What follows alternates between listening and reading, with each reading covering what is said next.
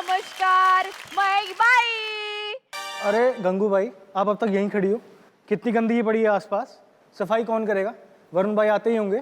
अगर मैं तेरे को साफ कर देगी तो इधर एक्ट कौन करेगा? Hello and welcome. भाई साहब मेरी जगह ले रहे हो गौरव, क्या कर रहे हो? और ये आप कौन है? मैं माधुरी बाई। Madhuri by. वैसे ना मेरा घर हमेशा साफ रहता है, एकदम चकाचक रहता है, लेकिन आपके जैसी खूबसूरत बाई हो मैं गंदा करने के लिए तैयार हूँ। तो शो अपना शुरू करते हैं। Hello and welcome ladies and gentleman to Flipkart video present सबसे फनी कौन, जहां दो फनी फाइटर्स के बीच हो रही है कॉमेडी की टकरार, ताकि आपके चेहरे पे रहे हंसी बरकरार। तो दीजिए इन्हें पॉइंट्स लाफ्टर स्लाइडर पर और जीतिए बम्पर प्राइजेस। आज के हमारे जो दो फनी फाइटर्स है वो है Gaurav Mahana from Delhi and Monika Murthy from Mumbai. Super. तो मोनिका जी आप और मैं वहां जाके बैठते हैं। गौरव जी स्टेज हुआ आपका, ऑल द वेरी बेस्ट मेरे भाई। इनका लाइव शो देखने के लिए घर पे बच्चे बूढ़े सब लगाते हैं बहाना। ये है दिल्ली से Gaurav Mahana. Hi guys, hi, my name is Gaurav and I am from Delhi. अच्छा वरुण भाई, आजकल हर चीज ऑनलाइन हो गई है। अपना show online, correct. Dating online, correct. Wedding online, correct. Divorce online. हैं? हाँ, डिवोर्स भी ऑनलाइन हो रहे हैं आजकल। पर ऑनलाइन ने ना हमारे जीवन से दो तीन चीजें खींच ली हैं, जैसे बच्चों का बचपन, हाँ। लौंडों की चाय की टपरी की बकैदी, हाँ। और लेडीज का सुकून। क्यों? क्योंकि लड़कियों को ऑफलाइन शॉपिंग में जो बार्गेनिंग करके रूह का सुकून मिलता है ना, वो ऑनलाइन शॉपिंग में नहीं है। वरुण भाई, ये लड़कियां जिगरा रखती हैं 2000 की चीज को, भैया 200 का दे दो ना।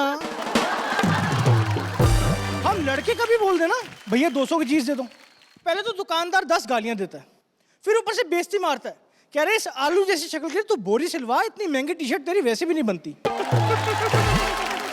पर क्या लड़कियों की चोंचलें यहाँ भी खत्म नहीं हो रही।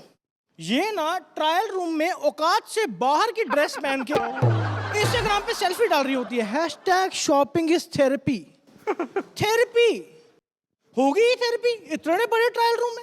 माशाल्लाह इतने बड़े ट्रायल रूम मुंबई में 1 BHK से छोटे होते हैं यार। और ये तो कुछ भी नहीं, आप कभी हमारे लॉन्डो के ट्रायल रूम देख लो, छोटे से। ओए होए होए होए, थेरेपी छोड़ो, बंदा क्लॉस्ट्रोफोबिया से मर जाए यार। इतने छोटे ट्रायल रूम होते हैं, बंदा उसके अंदर अंगूठी ना बदल पाए, ये सोच रहे हम कपड़े बदल लेंगे। भाई आप मानोगे नहीं, मैं एक बार ऐसी ट्रायल रूम में घुसा हूं, अंदर से छिपकली बाहर आ गई है, कह रहे तू कपड़े बदल ले, अंदर 2 बंदे एक साथ होते तो सफोकेशन से होने लग जाते। अच्छा वरुण भाई, अगर आप इमेजिन नहीं कर पा रहे ना, मैं आपको नाटकीय रूपांतरण करके बताता हूँ। आप ट्रायल रूम में घुसते ऊपर छोटा और फर्राटा, साथ में ट्यूबलाइट, साथ में हैंगर पे टी शर्ट जीन्स कच्छा टंगा हुआ है। ट्रायल रूम है, ओयो रूम है। और आप सोच रहे होगे मैंने ये नाटकीय रूपांतरण लगान का कचरा बन के क्यों दिया है, क्योंकि हमारे ट्रायल रूम में हाथ खोलने की जगह होती नहीं है। और मुझे तो फिर भी ये लग्जरी लगते हैं, क्योंकि हमारे यहाँ के मोहल्लों की लॉन्डो के कपड़ों की दुकान में अगर आप जाओ ना और इनसे पूछा भैया ट्रायल रूम कहाँ है, कह रहे भैया काउंटर के पीछे बदल लो, आपको वैसे भी कोई नहीं देख रहा। ये तो बात सही है यार वो ऊपर से ना जस्टिफिकेशन देते हैं, कह रहे हैं आप तो भाई साहब कपड़ों में बर्दाश्त नहीं हो रहे, आपको नंगा देख के हमने मूड खराब कर लिया। और असली गेम स्टार्ट होती है ट्रायल रूम से निकलने के बाद। हाँ। जब सेल्समैन की तारीफें शुरू होती हैं। हाँ। ये हमारी गंगूबाई जैसी कोई बढ़िया सी लड़की निकल के आए ना बाहर, तो ये सलाह देते हैं, अरे मैडम क्या मैचिंग टॉप है आपका, बिल्कुल पापा की परी लग रहे हो, इसके बाद मैचिंग जीन्स ट्राई करो, मैचिंग जूते ट्राई करो, मैचिंग हेयरबैंड ट्राई करो।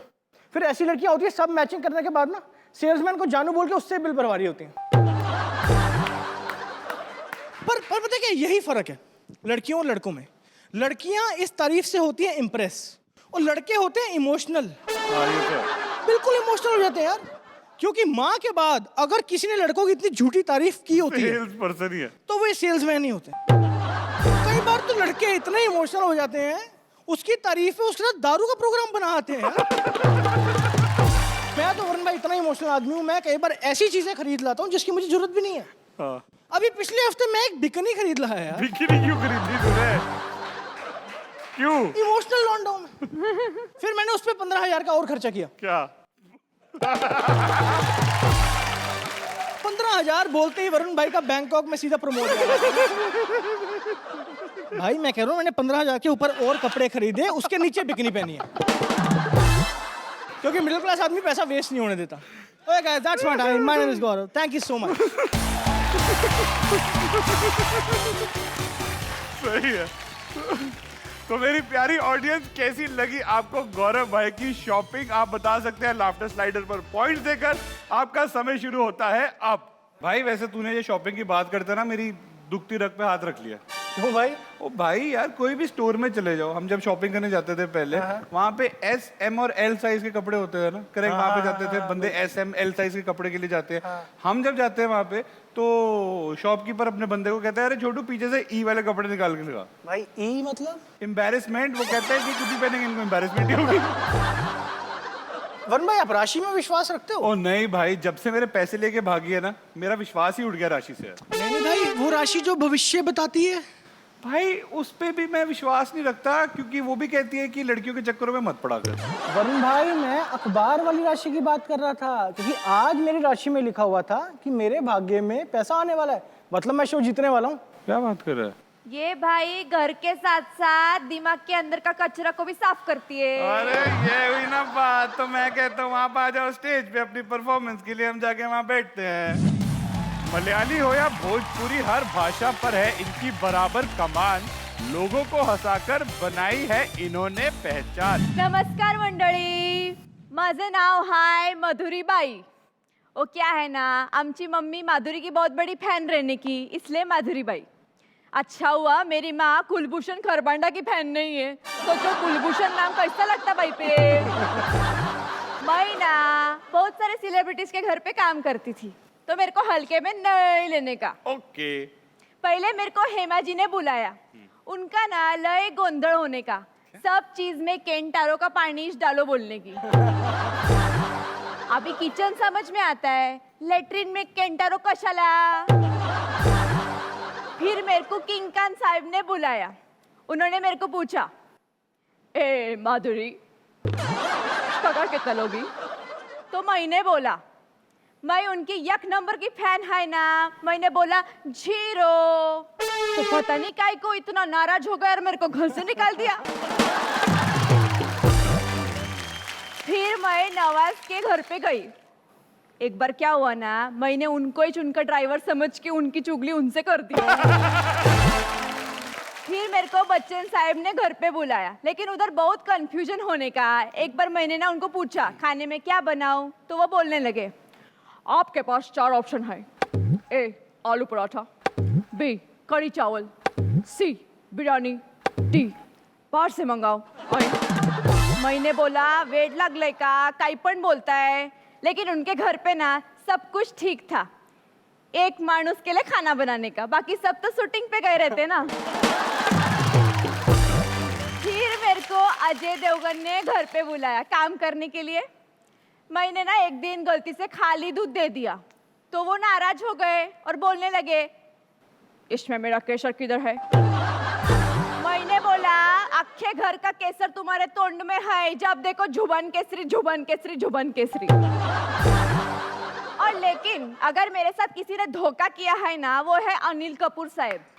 मेरे पापा भी उनको टिफिन देते थे, लेकिन उन्होंने ना उनका पैसा ही नहीं दिया, बोला कि जब मैं बुढ़ा हो जाऊंगा तब पैसा ले लेना। फिर करण ने बुलाया, तेच आपले जोहर, बोला माधुरी बेबी कम फॉर कुकिंग। पर मेरे को ना वो मानुस ही ठीक नहीं लगा। मेरे को बोलता था माधुरी कॉफी पियेंगे, मैं बोला करण्या कॉफी बीफी नको, मेरे को मालूम है तुम्हारे शो में क्या होता है, मैं मेरा और गंगाराम का स्टोरी नहीं बताएगी। फिर हमारे अक्षय साहब ने बुलाया, मेरे को जमा नहीं काम उधर, सुबह 4 बजे उठ के कौन काम पे आएगा। और उसके बाद मैं सलमान जी के घर पे गई, उधर भी 4 बजे का प्रॉब्लम, आओ उठने का नहीं, रात भर गाड़ी चला के सोता था 4 बजे। फिर जॉन अब्राहम ने बुलाया, सब कुछ ठीक था, लेकिन खाना बनाने के लिए मुझे सिलेंडर ढूंढना पड़ता था। जब देखो उसके बाद में मैं गई सुनील अन्ना के पास, वो मेरे को बोलने लगे, वो अच्छा आदमी रहने का, माधुरी तुम मुझे भूल जाओ ये हो नहीं सकता, और मैं तुम्हारा खाना भूल जाओ ये मैं होने नहीं दूंगा। फिर वरुण के मम्मी ने बुलाया, काम के लिए? नहीं रे, रिश्ता के लिए। लेकिन मैंने बोल दिया मैं सैलरी के बिना कुछ नहीं करेगी। तो वरुण भाई सैलरी का बात करे क्या? करो करो करो करो पक्का। चलो मैं अभी तैमूर के घर पे भी जाने का है, खाना बनाने का है ना बच्चों के लिए। तो ऑडियंस अभी पॉइंट देके लाफ्टर स्लाइडर पर बताइए आपको कैसा लगा मोनिका जी का ये परफॉर्मेंस। आपका समय शुरू होता है अब। वैसे माधुरी भाई आप इतने एक्सपीरियंस्ड हो, आप पंजाबी घरों में भी काम कर सकते हो? अरे सब घर पंजाबी हो या गुजराती, बर्तन तो सब में सेम ही रहता है। ओ नहीं नहीं, हमारे इधर ऐसा नहीं होता। जितनी बड़ी बाल्टी में आप लोग नहाते हो ना, उससे 2 इंच छोटे हमारे लस्सी के गिलास होते हैं। और कई बार तो खाली गिलास में हेलो बोलो ना तो एको करके आवाज वापस भी आती है। अच्छा आप मैं समझी साहब, इसलिए हर दूसरा आदमी पंजाब में सिंगर ही होता ओ है। नहीं नहीं, कोई कोई तो एक्टर भी होता है।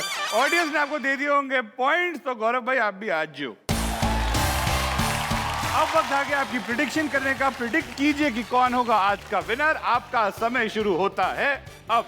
मोनिका जी वैसे आप सिर्फ 1 से 2 जीत दूर हो लीडर बोर्ड में वापस आने के लिए।